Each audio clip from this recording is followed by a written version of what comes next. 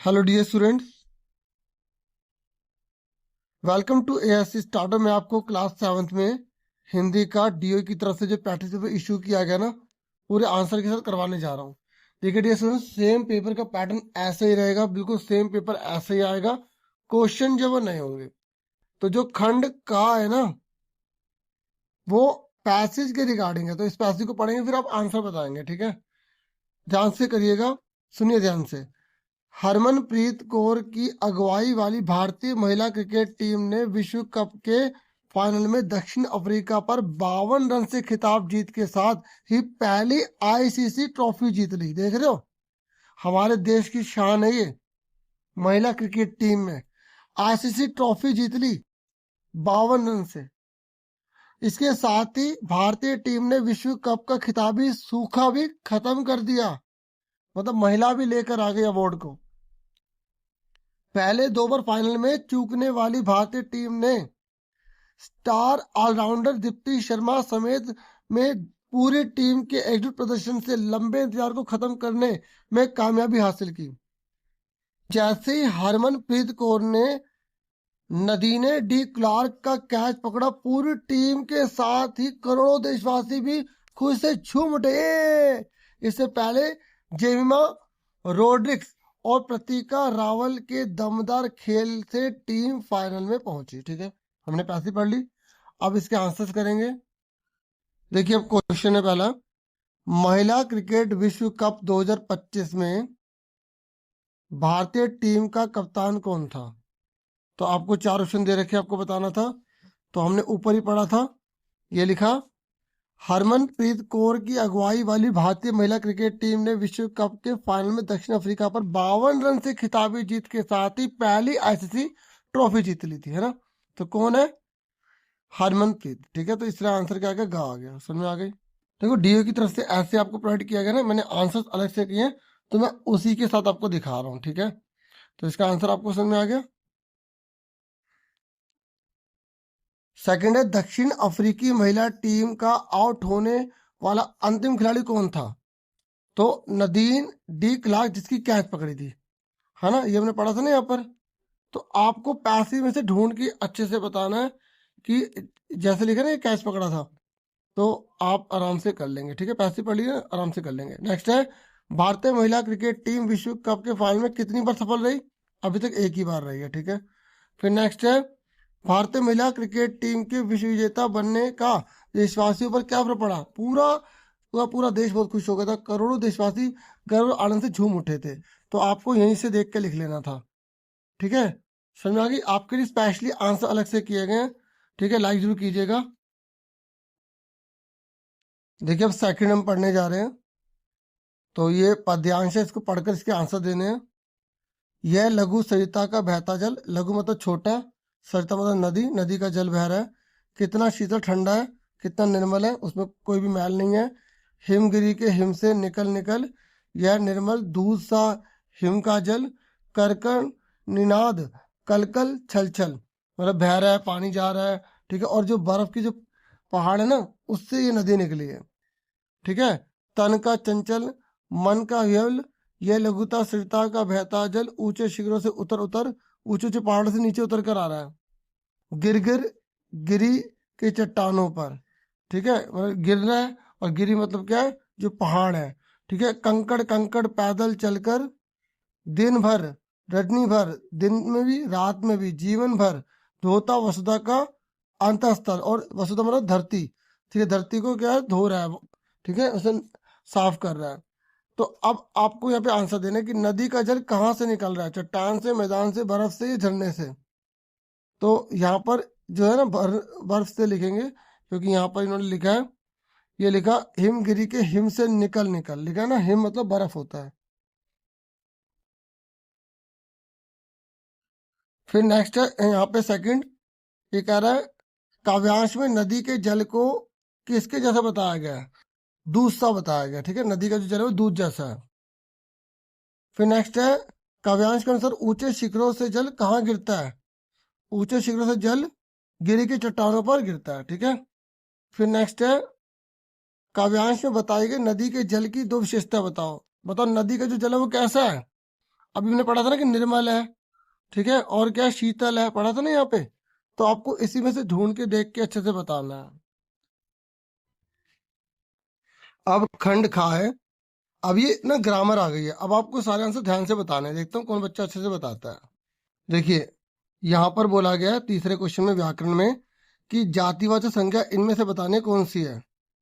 तो जातिवाचक मतलब जैसे उसकी जैसे बहुत सारी चीजें हो, ठीक है, जैसे सागर बहुत सारे होते हैं ना। ऐसे व्यक्तिवाचक जो किसी का नाम होता है, तो नाम क्या है, जैसे कन्याकुमारी, ठीक है। और भाववाचक जहाँ भाव प्रकट किया जाता है, करुणा, ठीक है। इस तरीके से आपको मैचिंग करनी है, आंसर बताना है। फिर नेक्स्ट है यहाँ पर फोर्थ नंबर पर, ये कह रहा है खान पान से भी एक दूसरे को जानते हैं, उचित सर्वनाम शब्द से इस रिक्त स्थान को भरना है। आप कोई भी सर्वनाम यहाँ पे लगा सकते हैं। फिर ऐसे ये सारे क्वेश्चन है, अब इनके आंसर आप ध्यान से समझिए, ठीक है। ये यहाँ पर ना ये आपको आंसर ये मिल गया, ठीक है, ठीक है। तो मैचिंग को इस तरीके से भी आप लिख सकते हैं। और यहाँ पर आपको सर्वनाम भरना है। सर्वनाम पता ना कौन सा होता है, जो संज्ञा के स्थान पर प्रयोग किया जाता है, मैं, हम, तुम, वह, ये भरना होता है। तो यहाँ पर हम लिख देंगे, हम खान पान से भी एक दूसरे को जानते हैं, ठीक है। या वे सब खान पान से भी एक दूसरे को जानते हैं, क्योंकि यहाँ पर ना, यहाँ देखो, ये ध्यान देखो, है ना, ये देखो यहाँ है लिखा है ना, इसके ऊपर बिंदी लगी लगी है। तो यहाँ पे आपको बहुवचन वाला भरना है। अगर आप मैं लिख दोगे ना तो गलत हो जाएगा, ठीक है। आपको ध्यान रखना, आपको बहुवचन वाला लिखना है सर्वनाम। फिर ये कह रहा है थोते बादल कावर के दी गई पंक्ति में से विशेषण शब्द पहचानना है। तो थोते हो गए, बादल कैसे थोते हैं। फिर नेक्स्ट है धन। धन शब्द का पर्यायवाची शब्द बताओ। तो धन मतलब संपत्ति, पता है ना पर्यायवाची शब्द कैसे होता है, जैसे हवा का क्या होता है, वायु होता है, समीर होता है, पवन होता है, ऐसे ही। ये कह रहा है जो नाचता हो, वाक्यांश के लिए एक शब्द बताइए। तो नर्तक, इसका मतलब पता है, आप जो हिंदी के एग्जाम की तैयारी करोगे ना, तो जो जो यहाँ पर सारी व्याकरण आई है ना, उसको अच्छे से तैयारी करोगे आप। समझ में आ गई। कहने का मतलब है जो भी यहाँ पर आप ग्रामर देख रहे हैं ना, अगर आप खाली इन्हीं आंसरों को पढ़ेंगे फिर फायदा नहीं है। यहाँ पे पर्यायवाची शब्द आए हैं, वाक्यांश आए हैं, जो भी आए हैं, इन सब चीजों को डिटेल में अच्छे से करना। फिर नेक्स्ट है दांत खट्टे करना, मुहावरे का अर्थ बताओ। तो किसी को बुरी तरह हरा देना, ठीक है, या पराजित कर देना। फिर अगर बोलेगा ना वाक्य बनाओ, तो वाक्य भी बनाना आना चाहिए आपको। ये कह रहे दैनिक में प्रत्यय छाड़ कर लिखे। तो दैनिक में प्रत्यय कौन है, तो पहले इसको तोड़ लो, दिन जमा इक, तो प्रत्यय लगता है पीछे, तो पीछे क्या आ गया, इक आ गया। सबको आता ना बच्चों, प्रत्यय पीछे लगता है। फिर आ जाओ प्रस्तुत शब्द में उपसर्ग बताओ। उपसर्ग क्या लगता है, आगे लगता है, तो प्र आगे लग गया, ठीक है, प्र आगे लग गया। फिर ये कह रहा है सत्य का भाववाचक बनाओ। तो सत्यता हो गया, जहाँ भाव प्रकट किया जाता है। फिर बोल रहा है बालक शब्द का स्त्रीलिंग बताओ। तो बालिका हो जाएगा, ठीक है। अब उसके बाद ना यहाँ पर हमसे बोला गया है खंड गा करने के लिए, ये आपकी किताब में से जो है ना गद्यांश लिया गया है, आपको इसे पढ़ के आंसर देने हैं। पढ़ते हैं। ये कह रहा है खान पान की नए संस्कृति में हमें राष्ट्रीयता एकता के लिए नए बीज भी मिल सकते हैं। मतलब ये हमारे देश को एकजुट करती है खान पान की संस्कृति।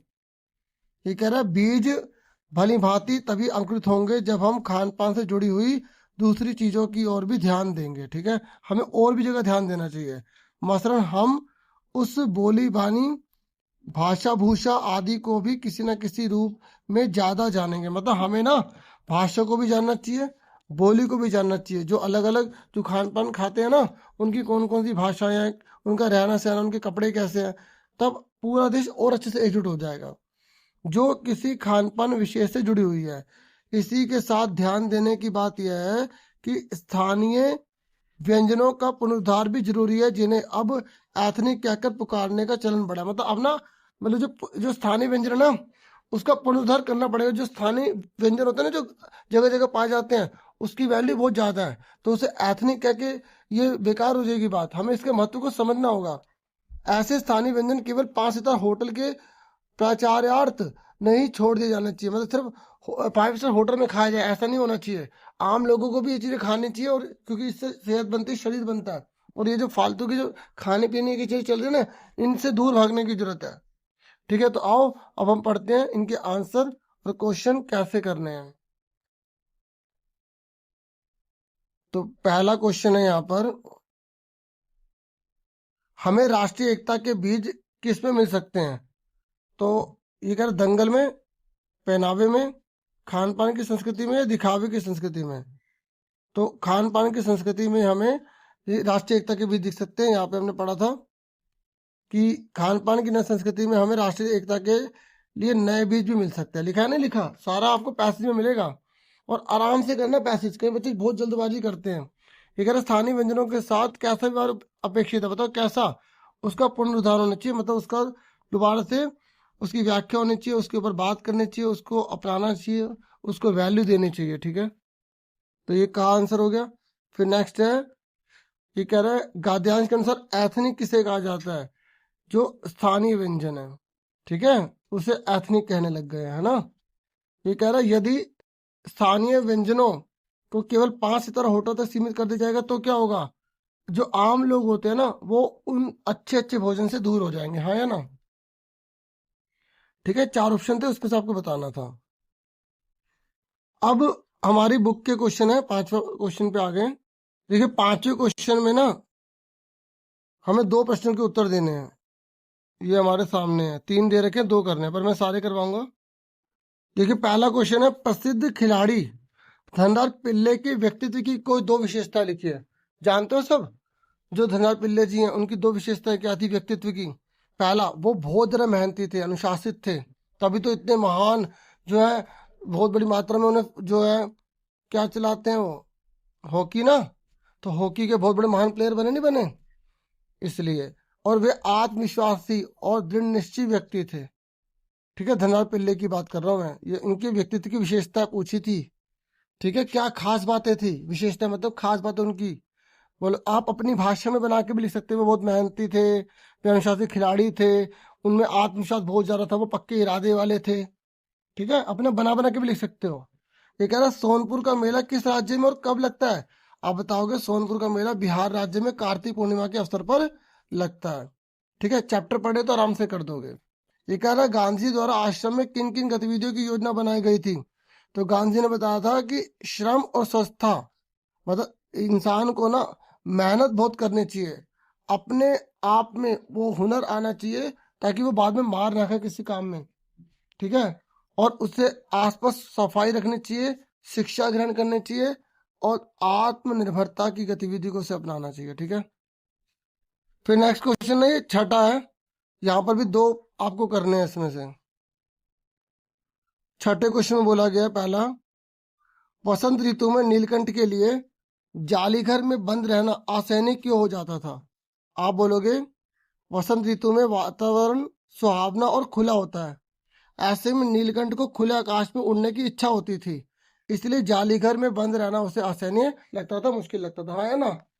फिर उसके बाद नेक्स्ट है, मेरी माँ ने मुझे अपनी प्रसिद्धि को विनम्रता से संभालने के लिए सीख दी है। धनराज पिल्ले की इस बात का क्या अर्थ है? मतलब आपको अगर बहुत ज्यादा तरक्की मिल जाए ना तो घमंड नहीं करना चाहिए। आजकल क्या होता है कि अगर किसी को थोड़ी बहुत भी तरक्की मिल जाए ना तो उसे बहुत ज्यादा घमंड आ जाता है ना। तो ये कह रहे हैं कि इसका अर्थ है कि प्रसिद्धि मिलने पर भी व्यक्ति को घमंडी नहीं होना चाहिए, उसे सादगी, विनम्रता और संयम बनाए रखना चाहिए। नेक्स्ट है, वीर कुंवर सिंह पाठ के किन प्रसंगों से आपको पता चलता है कि कुंवर सिंह साहसी, उदार और स्वाभिमानी व्यक्ति थे? तो आप बताओगे कुंवर सिंह ने वृद्धावस्था में भी अंग्रेजों से वीरता से संघर्ष किया था। पता है इतने बूढ़े हो गए थे उसके बावजूद भी अंग्रेजों से लड़े थे। उन्होंने कभी आत्मसम्मान से समझौता नहीं किया और देश के लिए बलिदान देने को सदैव तत्पर रहे थे। इतनी बड़ी महान बात थी। ठीक है, देखिए 7वां क्वेश्चन है, तो यहाँ पद्यांश दिया गया, आपको पढ़ के से आंसर देना है। बरसे बदरिया सावन की मन भावन की, सावन में उम गयो मेरो मनवा। मतलब सावन का महीना इतना अच्छा है ना, इतना अच्छा है, उसका मन उसी में लग गया है। भनक सुनी हरि आवन की, मतलब भगवान कृष्ण के आने की भनक लग गई है। और अब जब भगवान आने वाले हो तो कितना मन प्रसन्न हो जाएगा। तो उमड़ घुमड़ चौदिस से आया, दामिन दम के झर लावन की, और बिजली कड़क रही है और झर मतलब बारिश होने वाली है, और नन्नी नन्नी बूंदन में यहाँ बरसे बारिश हो रही है। शीतल पवन सुहावन की, और ठंडी ठंडी हवा चल रही है। अब आगे भी लिखा है, यहाँ मीरा जी कृष्ण से बहुत प्रेम करती है ना, तो उन्होंने ही लिखा है, तो मीरा के प्रभु गिरधर नागर आनंद मंगल गावन की, और मीरा जी बड़ी खुश है और वो आनंद मंगल गा रही हैं। ठीक है, तो अब यहाँ पे पहला क्वेश्चन है, सावन के महीने में क्या विशेषता होती है कि ये मन को मोह लेता है, मन को मोह लेता है। आगे सुनिए। नेक्स्ट है, पद्यांश के अनुसार प्रभु के आने की सूचना सुनकर मीरा के मन में क्या भाव उत्पन्न हुए? उमंग के, बहुत खुश हो गई मीरा कि जो है भगवान आने वाले हैं। ठीक है, नेक्स्ट है, पद्यांश के अनुसार सावन में किसके चमकने की बात की गई है? बिजली के। ठीक है ना, क्योंकि यहाँ पर ना दामिनी लिखा हुआ है। ठीक है, तो आपको अगर अर्थ अच्छे समझ में आएगा ना, अगर आपने पाठ को अच्छे से पढ़ा, एक एक वर्ड मीनिंग क्लियर किया है, तभी आप अच्छे नंबर ला पाएंगे। ठीक है, फिर कह रहे आनंद मंगल गावन की, इसका मतलब क्या है? मतलब खुशी के गीत गा रहे हैं वो। ठीक है, तो नेक्स्ट है फिर 8वें नंबर पर क्वेश्चन, आपको वर्षा के मौसम में क्या क्या करना अच्छा लगता है? आप कुछ भी बना के लिख दो। मुझे बारिश में भीगना, हरियाली देखना, ठंडी हवा का आनंद लेना अच्छा लगता है। एक तिनका कविता में क्या संदेश दिया गया है? कि घमंड मत करना कभी, हमेशा विनम्र बने रहना। हाँ या ना? तो आप लिख दोगे ये कविता घमंड ना करने और विनम्र बने रहने का संदेश देती है। ठीक है, और आप इसे 2 पॉइंट में भी लिख सकते हो। ठीक है, और इसको भी आप 2 पॉइंट में लिख सकते हो। 2 नंबर के 2 पॉइंट्स में लिख दो, पूरे नंबर मिल जाते हैं ऐसे। ठीक है, कई बच्चे ना बिल्कुल ऐसे लिख देते हैं कि पता नहीं चलता कि 2 पॉइंट है 1 पॉइंट है। ठीक है, रहीम के अनुसार सच्चे मित्र की क्या पहचान होती है? तो रहीम के अनुसार सच्चा मित्र वही होता है जो विपत्ति में साथ देता है, जो मुसीबत आने पर भी साथ दे रहे ना, उसे ही सच्चा मित्र कहते हैं। ठीक है ना, यहाँ पे आपको पाठ में देखना है, 2 प्रश्न दे रखे हैं, 30 से 40 शब्दों में इसके आंसर देने हैं। ये कह रहा आंख में तिनका पड़ने के बाद घमंडी की क्या दशा हुई? तो आप बताओगे आंख में तिनका पड़ने के बाद घमंडी को बहुत पीड़ा हुई, उसका घमंड टूट गया, उसे दूसरों की सहायता लेनी पड़ी और अपनी कमजोरी का उसे एहसास हुआ, इसलिए घमंड कभी करना नहीं चाहिए। नेक्स्ट है, पक्षी आजाद रहकर अपनी कौन सी इच्छाएं पूरी करना चाहते हैं? तो आप बना के लिख देना। ठीक है, या आपने जो पढ़ा वो लिख देना। पहला, पक्षी खुले आकाश में उड़ना चाहते हैं, पहली बात हो गई। दूसरे पॉइंट में लिखना वे स्वतंत्र जीवन जीना चाहते हैं।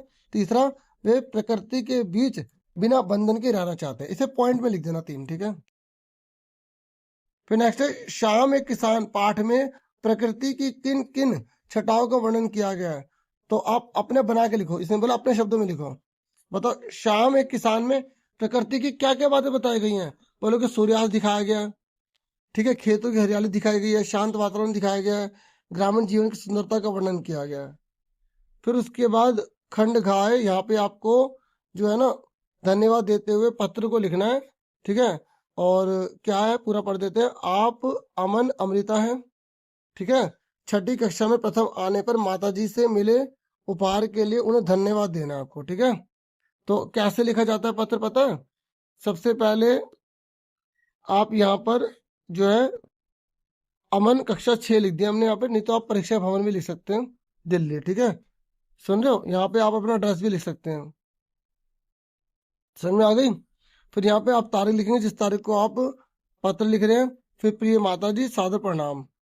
ठीक है, यह पत्र मैं आपको छठी कक्षा में प्रथम आने पर मिले आपके सुंदर उपहार के लिए धन्यवाद देने के लिए लिख रहा हूँ या लिख रही हूँ। ठीक है, जो भी आप लिखते हैं।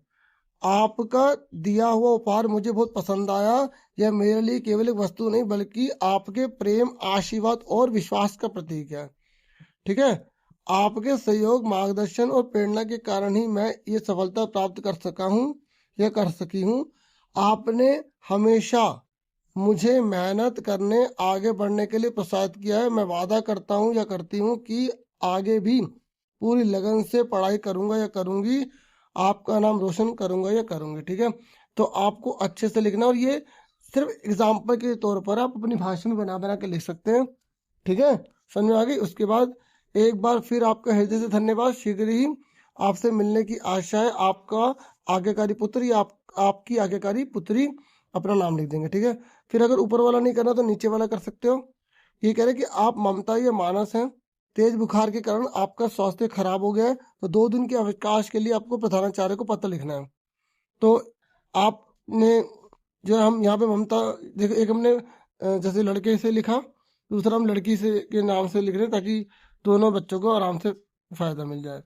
ठीक है, तो यहाँ पर आपको अपना विद्यालय का नाम वगैरह लिख देना है। ठीक है, फिर दिल्ली। सेवा में जैसे लिखते हैं ना आप, तो वो बाद में लिखोगे, पहले आप यहाँ पे विद्यालय का नाम, ठीक, कक्षा लिख देंगे, या आप यहाँ पे परीक्षा भवन लिख देंगे, ठीक है, सुन रहे हो, परीक्षा भवन लिख दोगे, दिल्ली लिख दोगे, फिर यहाँ पे आपको दिनांक लिखने, फिर सेवा में प्रधानाचार्य विद्यालय का नाम लिखोगे, दिल्ली। और आप ऐसे भी लिख सकते हैं जैसे मैंने रूल फॉलो किया है, अपना नाम आप भले ना लिखे, कक्षा लिख के विद्यालय का नाम लिख दें, ठीक है, और दिल्ली इस तरीके से, नहीं तो आप परीक्षा भवन लिख सकते हैं। ओके, उसके बाद सेवा में प्रधानाचार्य, अब जो भी है दोनों में से एक लिख देंगे, ठीक है, महोदय महोदया, जैसे प्रधानाचार्य महोदय या प्रधानाचार्य महोदया ऐसे लिख देंगे, फिर विद्यालय का नाम, फिर दिल्ली, फिर विषय जरूर लिखेंगे, ठीक है, बीमारी के कारण 2 दिन के अवकाश हेतु प्रार्थना पत्र, फिर लिखेंगे महोदय महोदया, ठीक है, फिर लिखोगे सभी ने निधन यह है कि मुझे तेज बुखार होने के कारण डॉक्टर ने 2 दिन विश्राम करने की सलाह दी है, इस कारण मैं दिनांक, आप यहाँ पे तारीख लिख दोगे, कब से कब तक आप विद्यालय आने में असमर्थ हैं, ठीक है, अतः आपसे विनम्र अनुरोध है कि कृपया मुझे 2 दिन का आविष्कार प्रदान करें, ठीक है, या उसकी कृपा करें, और मैं स्वस्थ होते ही विद्यालय आकर जो छूटी हुई पढ़ाई है उसे पूरी कर लूंगा या कर लूंगी, ठीक है, और आपकी अति कृपा होगी, धन्यवाद, भवदिया या भवदीय, जो भी आपका नाम है। फिर आपको ना एक अनुच्छेद लिखने को आएगा 80 से 100 शब्दों में, तीनों में से एक करना होगा आपको, ठीक है, तो यहाँ पर 2-2 4-4 लाइन लिखी गई है, एग्जाम्पल के तौर पर लिखी गई है, आप देख सकते हैं, आपको बड़ा बड़ा लिखना है, ठीक है, ये आइडिया दे रखा है कि तीनों में से आप लिखेंगे एग्जाम में जो आएगा। देखिए, पहला मेरा प्रिय उत्सव, ठीक है, तो आप मतलब किसी भी उत्सव के बारे में लिख सकते हैं, दिवाली के बारे में, होली के बारे में, जैसे यहाँ 2-4 लाइन लिख दी गई एग्जाम्पल के तौर पर कि मेरा प्रिय उत्सव दीपावली है, यह प्रकाश और खुशियों का पर्व है, इस दिन हम अपने घरों की सफाई करते हैं, दीपक जलाते हैं, लोग नए नए कपड़े पहनते हैं, मिठाइयाँ बांटते हैं, दीपावली हमें अंधकार से प्रकाश की ओर जाने की प्रेरणा देती है। यह पर्व आपसी प्रेम और भाईचारे को बढ़ाता है, ठीक है, तो मतलब कहने का है कि देखो ये एग्जाम्पल के तौर पर लिखा गया, आप अपना बना बना के लिखना, बड़ा करके लिखना, ठीक है, ठीक है, आगे सुनो, ये कह रहा वायु प्रदूषण, सुनो, ये कह रहा वायु प्रदूषण आज की गंभीर समस्या है, कारखानों का धुआं, वाहनों से निकलने वाली गैस से, पेड़ों की कटाई इसके प्रमुख कारण है, ठीक है, वायु प्रदूषण से अनेक बीमारियां फैलती हैं, फिर बीमारियों के बहुत सारे नाम लिख देना बड़ा करने के लिए, हमें अधिक पेड़ लगाने चाहिए और प्रदूषण फैलाने वाले साधनों का कम उपयोग करना चाहिए। फिर नेक्स्ट है समय का सदुपयोग, देखो तीनों नहीं करने आपको एग्जाम में, यहाँ लिखा हुआ है आपको एक विषय पे 80 से 100 शब्द लिखने हैं, ठीक है, ये समझो कि तीनों में से एक करना है जो आपको अच्छे से आता हो, मैं तीनों इसलिए लिख रहा हूँ कि अगर इनमें से कोई आ गया तो आपको आइडिया मिल जाएगा, बड़ा करके आप लिख देंगे, ठीक है, समय का सदुपयोग। एक रिक्वेस्ट है, देखो इसे बनाने में बहुत टाइम लगता है, ठीक है, तो वीडियो को लाइक, चैनल को सब्सक्राइब जरूर कीजिएगा, और जिन्होंने अभी तक सब्सक्राइब या लाइक जो नहीं कर रखा प्लीज कर देना। अब लास्ट पढ़ते हैं समय का सदुपयोग, ये कह रहा समय बहुत मूल्यवान होता है, जो व्यक्ति समय का सही उपयोग करता है वही जीवन में सफल होता है, और हमें समय पर पढ़ाई और खेल और विश्राम करना चाहिए, ठीक है, समय की बर्बादी से नुकसान होता है, समय का सदुपयोग हमें अनुशासित और जिम्मेदार बनाता है, ठीक है। अच्छा बच्चों, ये कमेंट करके बताना कि आपकी कितनी कितनी तैयारी हो गई और कैसी तैयारी चल रही है। इतना ही था वीडियो में, पूरा पेपर समझा दिया है, वीडियो को लाइक, चैनल को सब्सक्राइब कर देना। Thank you for watching and listening carefully. अच्छा बच्चों, take care yourself dear student, bye, नमस्ते।